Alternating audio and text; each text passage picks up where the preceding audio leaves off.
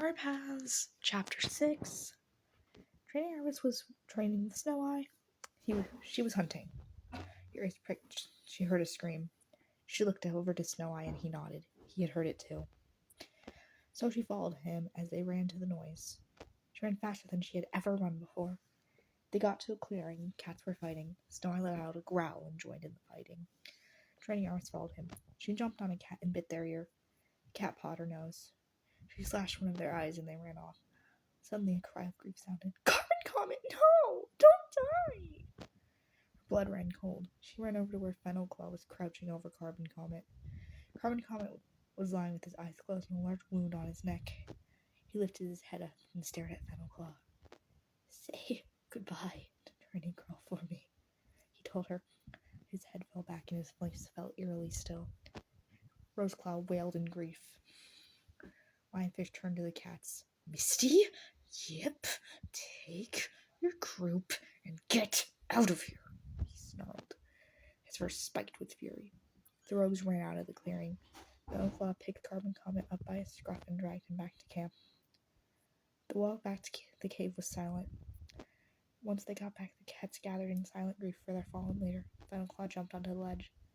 Cats of the wind. Today, we lost a great leader. Carbon Comet. Her voice cracked, but she went on. He was a great cat.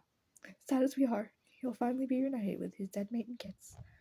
My heart goes out to his remaining kin, his son, Training Crow. Training Iris hadn't realized that Training Crow was his son. She flashed him a sympathetic glance. Alas, today we have something more to do. Rosecloud, will you take the honor of taking the name Roseclaw and becoming our deputy? Yes, I do, my cat mates. I promise I will do my best as deputy. Roseclaw stated, her voice calm. Roseclaw! Roseclaw! Training Iris joined in the cheer. She noticed Lionfish did not. There was a cold look in his eyes. Why wasn't he cheering? Was he jealous of her? Fennelclaw jumped down from the ledge. She walked out of the cave. She sat outside and looked up at the sky. All her group mates were silent with anticipation. Then a shooting star crossed the sky. Fennel Comet! Fennel Comet! Group mates cheered. What? So this is how they choose a leader? She thought they were made a leader once there was a shooting star. She went over to Training Crow. He looked utterly defeated. His eyes were staring at nothing. She felt a bolt of compassion for him. Come on, it's sunset. We should go to our den, she told him gently. He just nodded, his eyes dull. She led him over to the den. She laid down. She rested her head on her paws. She looked over to Training Crow. He was just staring off. She went over and licked his ear gently. She laid down beside him and started grooming his fur. Training Stripe walked in. She spotted him.